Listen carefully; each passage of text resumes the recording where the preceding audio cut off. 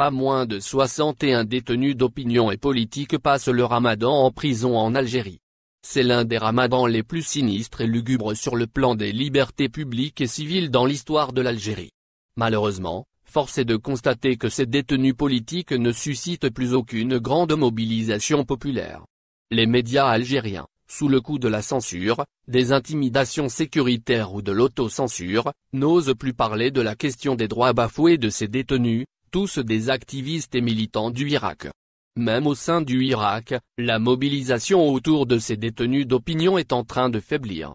Excepté quelques collectifs citoyens et quelques activistes engagés dans la défense des droits de l'homme, plus aucune instance, parti politique ou association de la société civile, n'aborde régulièrement les injustices infligées à ces détenus dont le seul tort est d'avoir exprimé une opinion divergente avec les orientations du pouvoir politique en Algérie.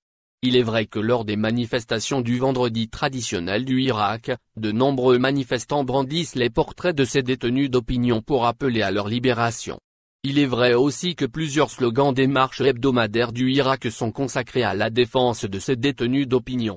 Même cette solidarité se limite, malheureusement, uniquement aux slogans et pancartes. Et ne c'est guère suffisant pour permettre à ces détenus politiques de retrouver leur dignité et leur liberté. L'emprisonnement de militants pacifiques s'est banalisé entièrement en Algérie.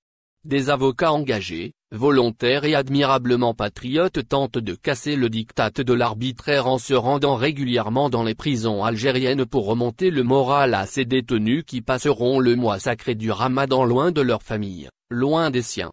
Justement, les familles de ces détenus politiques souffrent d'un véritable blocus médiatique et politique qui les isole de la société, qui les culpabilise par rapport à leur soutien exprimé au combat pacifique de leurs enfants pour une Algérie meilleure. Qui pense effectivement aux familles de ces détenus politiques? Qui est parti les soutenir moralement ou financièrement?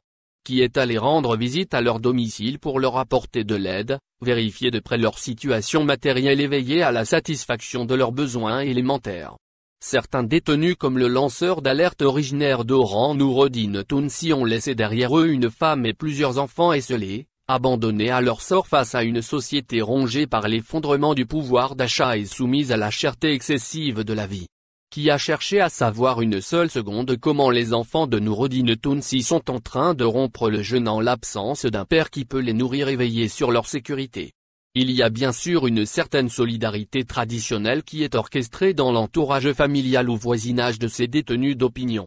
Mais ce n'est guère suffisant au regard de la précarité approfondie et collective de cette Algérie 2021 sans oublier l'insoutenable souffrance psychologique qui est infligée aux épouses, enfants, mamans et frères ou sœurs de ces détenus qui n'ont commis absolument aucun crime si ce n'est de participer à un acte politique favorable au changement pacifique en Algérie.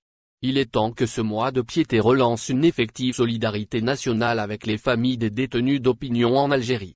Il est temps de réfléchir sur de nouvelles actions de protestation pour relancer la dynamique autour de la question fondamentale de la libération des otages emprisonnés par le pouvoir dans le but de neutraliser le Hirak. Autrement dit, ces détenus risquent de sombrer dans l'oubli et les incarcérations politiques risquent de devenir une triste banalité dans notre pays.